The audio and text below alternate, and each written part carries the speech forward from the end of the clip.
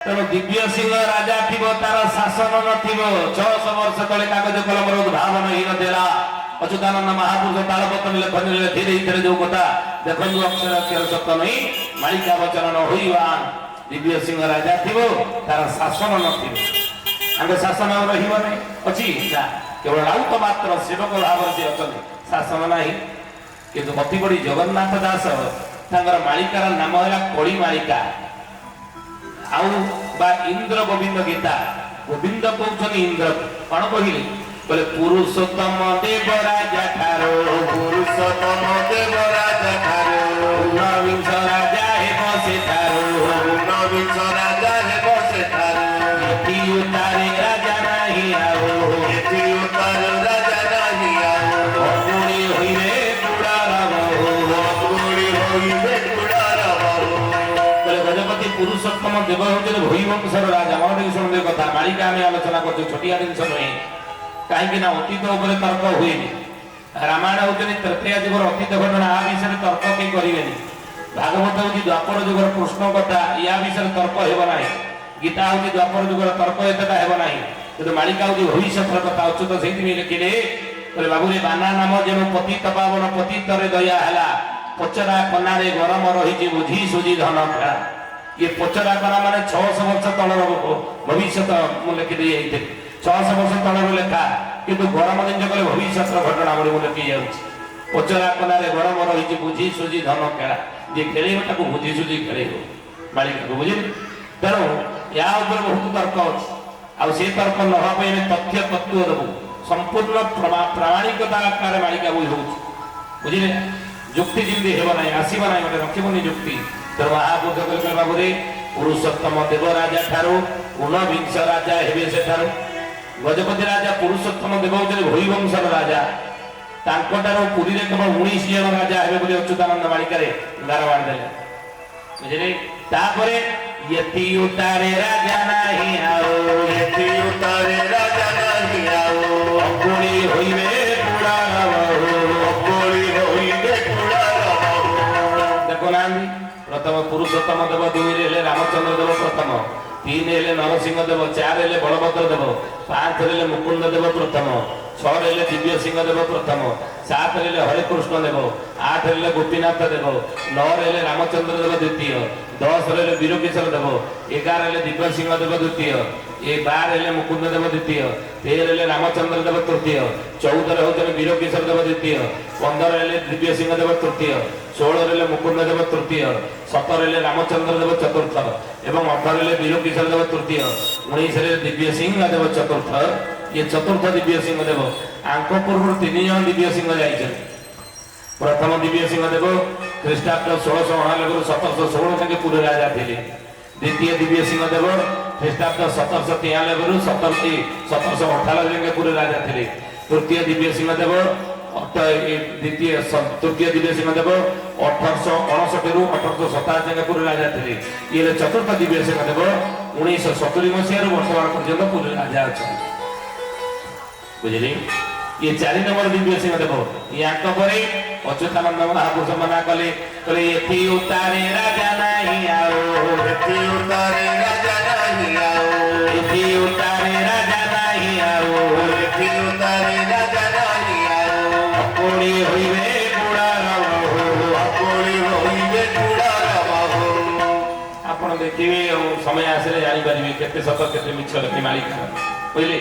अच्युतानंद महापुरुष से मालिकार नाम है आदि संहिता लिखिले श्री दिव्य सिंह नाम राय ये जुग प्रांते से उदय कली जुग शेष जुग शेष बेले से जन्म होते एमंत कली हेब शेष सेतिकी बेड़े नरेश के दिव्य की सरी राजा सत्य जुग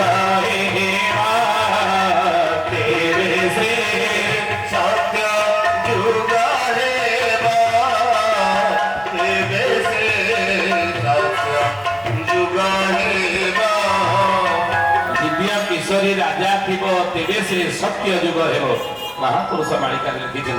तेणु ये कहीं कथा आम आलोचना कले ना राजा होई कई रही ना राजा शासन चकीजीव आगे कौन आसो इंग्रेज मान ଗଣତନ୍ତ୍ର ଆସିବ, ରାଜତନ୍ତ୍ର ଯିବ, ଗଣତନ୍ତ୍ର ଆସିବ।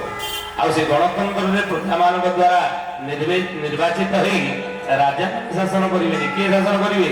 ମନ୍ତ୍ରୀ ଶାସନ ଆସିବ ନାଇଁ। ଆଚ୍ଛା, ମନ୍ତ୍ରୀ ଶାସନ ଯଦି ଆସିବ, ଇଂରେଜ ମାନଙ୍କ ପରେ ଆମ ଦେଶକୁ ମନ୍ତ୍ରୀ ଭାବରେ, ପ୍ରଧାନମନ୍ତ୍ରୀ ଭାବରେ ଶାସନ କଲେ କି? ଇଂଲିଶ ପରା ENGLISH, ଇ ଗଲା ପ୍ରଥମ ଅକ୍ଷର, ଦ୍ୱିତୀୟ ଅକ୍ଷର କଣ ଆସିଲା? ଏନ୍। ଏନ୍ ରେ ଇଂରେଜ ମାନଙ୍କ ପରେ ଆମ ଦେଶକୁ ଶାସନ କଲେ କି? ଏନ୍ ରେ ନେହେରୁ, ଜବାହରଲାଲ ନେହେରୁ ପ୍ରଥମ ପ୍ରଧାନମନ୍ତ୍ରୀ ହିଁ ଦେଶ ସ୍ୱାଧୀନ ପରେ ସେ ଆମକୁ ଶାସନ କଲେ, ଭାରତର ପ୍ରଧାନମନ୍ତ୍ରୀ ହେଲେ ନୁହେଁ। ସିଏ ଗଲା ପରେ ତାପରେ ଆମ ଦେଶକୁ ଶାସନ କଲେ କି ପ୍ରଧାନମନ୍ତ୍ରୀ ଭାବରେ? EN ଗଲା, ଇଂଲିଶ ପରା EN। ତାପରେ କୋଉ ଅକ୍ଷର ଆସିଲା? ଜି ରେ ଆମ ଦେଶକୁ ପ୍ରଧାନମନ୍ତ୍ରୀ କିଏ ଶାସନ କଲେ? ଗୁଲୁଜାର ବୋଲି ଯାହାକୁ କହି, ଗୁଲଜାର ବୋଲି ଯାହାକୁ କହି, ଗୁଲୁଜାର ବୋଲି ଯାହାକୁ କହି, ଗୁଲଜାର ବୋଲି ଯାହାକୁ କହି, ଭାରତେ ବିଦୁର ଅଟଇ ସେହି, ଭାରତେ ବିଦୁର ଅଟଇ ସେହି।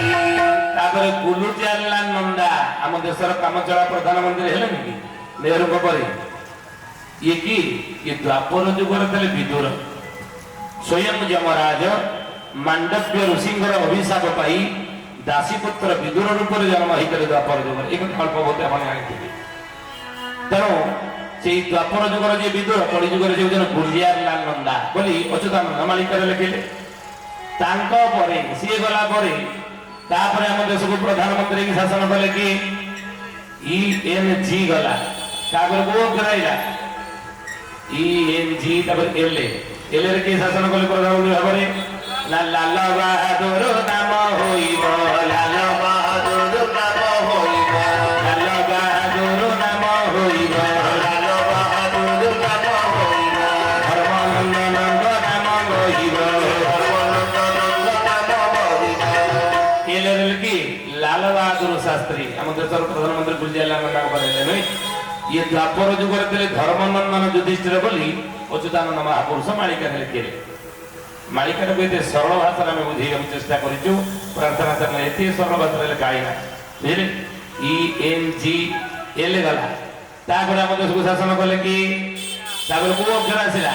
ENGL, ତାପରେ I ରେ କିଏ ଶାସନ କଲେ? ଇନ୍ଦିରା ଗାନ୍ଧୀ, ବୁଝିଲେ? ଇଏ କି?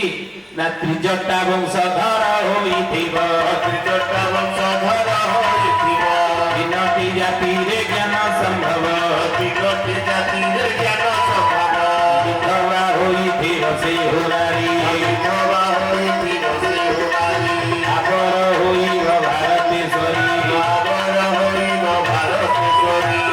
ଆଇରେ ଲେଖି ଇନ୍ଦିରା ଗାନ୍ଧୀ, ଇଏ ପ୍ରଧାନମନ୍ତ୍ରୀ ହେଲେନି। ଆଚ୍ଛା, ଇଏ କି? ଇଏ ତ୍ରିଜଟା ବଂଶଧର ହୋଇଥିବ।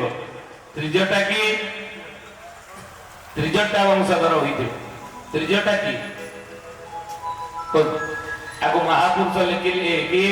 ଭୀମ ଭୋଇ ସ୍ତୁତି ଚିନ୍ତାମଣିରେ ଭୀମ ଭୋଇ ଲେଖିଲେ ପଦ୍ମକଳ୍ପ। ମହାପୁରୁଷ ଭୀମ ଭୋଇଙ୍କର ପଦ୍ମକଳ୍ପ କଣ ଲେଖିଲେ?